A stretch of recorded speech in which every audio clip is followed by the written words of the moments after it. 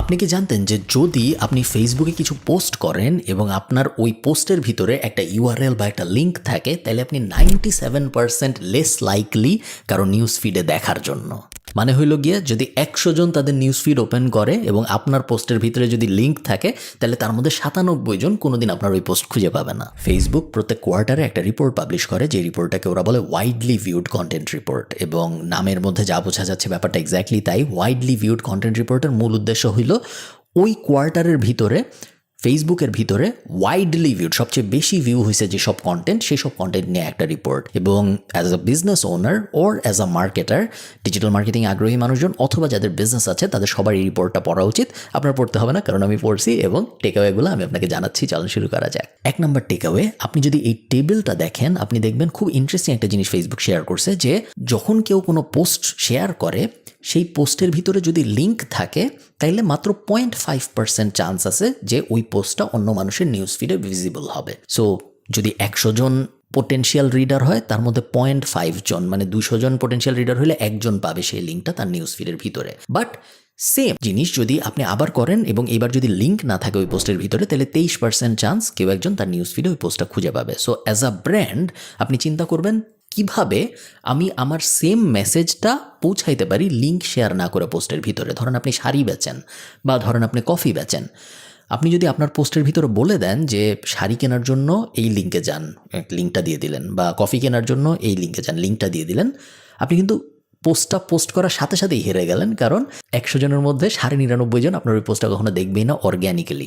But আপনি যদি ওই পোস্টের ভিতরে লিঙ্কটা না দিতেন, আপনি যদি লিঙ্কটা ক্রিয়েটিভ ওয়েতে বুঝাইতেন, সো আপনি ভিডিওর মধ্যে দেখাইতেছেন, অথবা আপনি ভিডিওর মধ্যে বলে দিচ্ছেন, অথবা আপনি ইমেজের মধ্যে এমবেড করে দিচ্ছেন ইউআরএল, বা ইমেজের মধ্যে এমবেড করে দিচ্ছেন একটা কিউআর কোড এবং মানুষকে স্ক্যান করতে বলতেছেন, ক্রিয়েটিভ কোনো একটা ওয়েতে যদি আপনি এই প্রবলেমটা সলভ করতে পারেন, 0.5% থেকে 23%-এর কাছাকাছি চলে যাবে রিচ আপনার। সেকেন্ড টেকঅ্যাওয়ে হলো 35.7% আপনার অডিয়েন্স রিচ এখন আসে আনরিলেটেড সোর্স থেকে। আনরিলেটেড সোর্স মানে হলো এই মানুষগুলা কখনোই আপনাকে ফলো করে নাই, কখনোই আপনাকে লাইক করে নাই, কখনোই আপনার আগের কোনো পোস্টের সাথে ইন্টারাক্ট করে নাই। টিকটক এই ব্যাপারটা আবিষ্কার করছে ফর ইউ পেজ দিয়ে, যে প্ল্যাটফর্মের এখন ডিসাইড করা উচিত এই কন্টেন্টটা কোন মানুষের কাছে যাবে। একটা সময় ছিল, আপনারা যারা অনেক দিন ধরে ফেসবুক বা ইনস্টাগ্রাম ইউজ করেন তারা জানেন যে আমরা শুধুমাত্র তাই দেখতাম যেগুলো আমরা ফলো করি, যেই ফ্রেন্ডদের সাথে আমরা ফ্রেন্ড ফেসবুকে যেসব পেজ আমরা লাইক করি, যেসব গ্রুপের ভিতরে আমরা আছি, ওগুলার পোস্টে আমরা শুধু ফেসবুকে পেতাম। বাট আপনারা গত 1-1.5 বছরে সবাই খেয়াল করছেন যে এখন ফেসবুকের ভিতরে আমরা এমন অনেক জিনিস পাই যেগুলো অ্যাকচুয়ালি আমরা জানিও না এই জিনিস আমরা কখনো ফলো করছি নাকি, অ্যাকচুয়ালি আমরা করি নাই। সো ফেসবুক ব্যাপারটা বুঝতে পারছে যে আমাদের মানে ফেসবুকের অডিয়েন্সকে এমন জিনিস দেখানো উচিত যেই জিনিস দেখালে তার ফেসবুকের ভিতরে থাকার সম্ভাবনা আরও বাড়বে, এবং এই জিনিস যদি এমন হয় যে এটা এমন কোথা থেকে খুঁজে আনতে হবে যে এই জিনিস সে আসলে ফলো করে না, তাতেও ফেসবুকের কোনো সমস্যা নেই। আপনার নিউজ ফিডে যদি 100 পোস্ট আসে, এখন 35টা পোস্ট এখন আসবে এমন এমন জায়গা থেকে যেসব জায়গার কথা আপনি অ্যাকচুয়ালি জানতেনই না। অ্যাজ আ ব্র্যান্ড অথবা অ্যাজ আ ডিজিটাল মার্কেটার আপনার এই জিনিসটা উল্টা দিক থেকে চিন্তা করতে হবে। আপনার বুঝতে হবে আপনি যখন কোনো কিছু পোস্ট করবেন, 35% চান্স এই পোস্টটা এমন মানুষের কাছে যাবে, 100 জনের মধ্যে 35 জন এমন হবে যারা অ্যাকচুয়ালি আপনাকে চিনে না।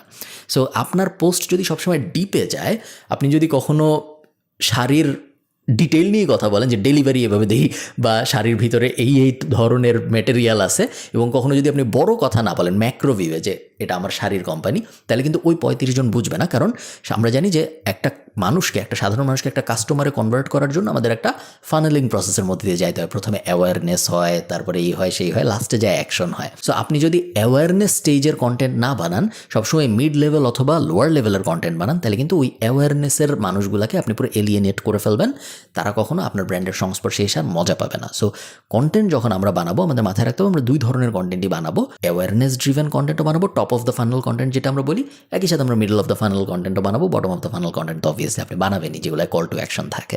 পরের স্যারটা খুব ইন্টারেস্টিং, সেটা হলো টপ 20টা ডোমেইন ফেসবুকের ভিতরে মাত্র 0.6% ভিউ পাইছে, এবং টপ 20টা লিঙ্ক মাত্র 0.2% ক্লিক পাইছে। সো ফেসবুক কিন্তু কোটি কোটি মানুষ ইউজ করে, এবং এই কোটি কোটি মানুষের মধ্যে মাত্র 0.2% মানুষ টপ 20টা লিঙ্কে ক্লিক করছে Q1-এ।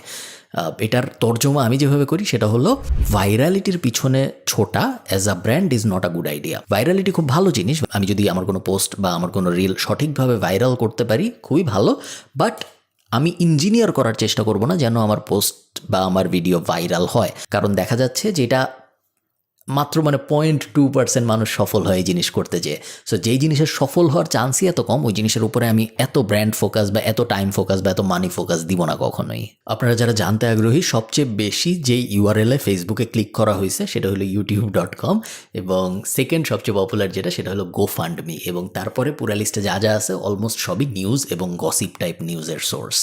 একটা স্ট্যাট যেটা আপনার কাজে আসবে বলে আমার মনে হয় সেটা হলো, আপনি ফেসবুকের কোয়ার্টারলি রিপোর্টগুলাই দেখবেন সব সময় ইন্টারেস্টিং ব্র্যান্ড এস্টাবলিশড ব্র্যান্ডকে আউটর্যাঙ্ক করে, এবং স্মল প্লেয়াররা সবসময় বেটার পারফরমেন্স পায় ইন টার্মস অফ রিচ এবং share than established big brands. So Zilo for example সবসময় রেগুলারলি, এবং এই কোয়ার্টারলি রিপোর্টেও দেখা গেছে যে CNN এর থেকে বেশি শেয়ার পাইছে। ইউনিবাইবেল বা ইউনিল্যাড অ্যাকচুয়ালি এই কোয়ার্টারে 135 মিলিয়ন রিচ পাইছে, যেটা এই কোয়ার্টারের সর্বোচ্চ।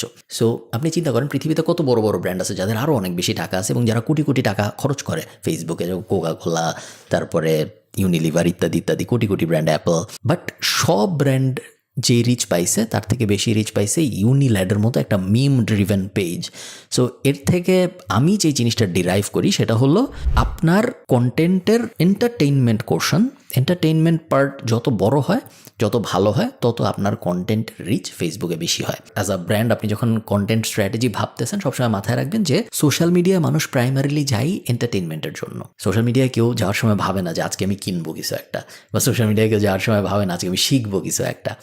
ওগুলা সে ন্যাচারালি তার সামনে পায়, এবং ওগুলার মধ্যে এন্টারটেইনমেন্ট পোর্শন কতটুকু তার উপর ডিপেন্ড করে ওগুলোর সাথে তার ইন্টারাকশন কত ডিপে হবে। সো আপনি যখন অ্যাজ আ ব্র্যান্ড চিন্তা করতেছেন আমার ব্র্যান্ড স্ট্র্যাটেজি কীরকম হবে বা আমার কন্টেন্ট স্ট্র্যাটেজি কীরকম হবে, সবসময় মাথায় রাখবেন আপনার এন্টারটেইনমেন্ট পোর্শন যেন হাই থাকে, নাহলে কিন্তু আপনার ব্র্যান্ডের ভিজিবিলিটি খুব ভালো হবে না। 5 নম্বর লেসন, AI পোস্ট ডমিনেট করছে Q1-এ, এবং আমি যদি এই পোস্ট আপনাকে দেখাই, এই পোস্টটা 3 মিলিয়ন লাইক পাইছে ফেসবুকে, এবং মার্ক জাকারবার্গ নিজেই পোস্ট লাইক করছে, এটা AI দিয়ে বানানো পোস্ট। টপ 20টা পোস্ট, যেই পোস্টগুলো সবচেয়ে বেশি সংখ্যক লাইক এবং শেয়ার পাইছে ফেসবুকে এই Q1-এ, তার মধ্যে 7টা AI দিয়ে বানানো। আমি যেভাবে ব্যাপারটা দেখি সেটা হলো, AI অনেক কিছু পসিবল করতেছে যা অ্যাকচুয়ালি আগে কখনোই আপনার একজন ব্র্যান্ড হিসেবে করা পসিবল ছিল না। যেমন ধরেন আপনি বেচেন মগ, আগে কখনোই আপনার পক্ষে ওই মগটা নিয়ে একটা বিড়াল প্লেন থেকে ঝাঁপ দিচ্ছে এবং তারপরে প্যারাশুট অন করে ফেলতেছে, এই জিনিস বানানো আপনার পক্ষে কখনো আগে সম্ভব ছিল না, বাট AI এই জিনিস সম্ভব করে ফেলছে।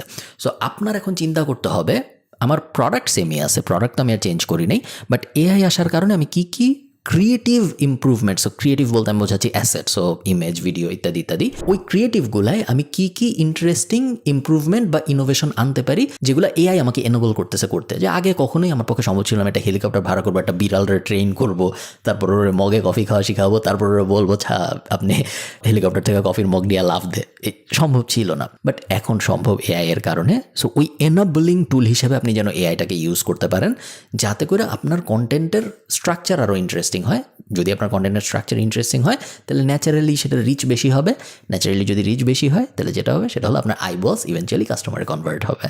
সো হ্যাঁ, আপনি যদি আমাকে জিজ্ঞেস করেন, আমার এই রিপোর্টের টেক অ্যাওয়ে হলো, 1 নম্বর টেক অ্যাওয়ে, AI ইউজ করা শুরু করেন, অবশ্যই পোস্ট করেন আরও বেশি, এবং থার্ড, লিঙ্ক দেওয়া যাবে না পোস্টের ভিতরে। 2 নম্বর টেক অ্যাওয়ে, 50%-এর মতো ভিউ আসতেছে আমার এক্সিস্টিং সোর্স থেকে, সো আমার ফলোয়ার, আমার ফ্রেন্ড, আমার ফেসবুক গ্রুপ ইত্যাদি ইত্যাদি। বাকি 50%-এর আশপাশে আমার আসতেছে আনরিলেটেড সোর্স থেকে।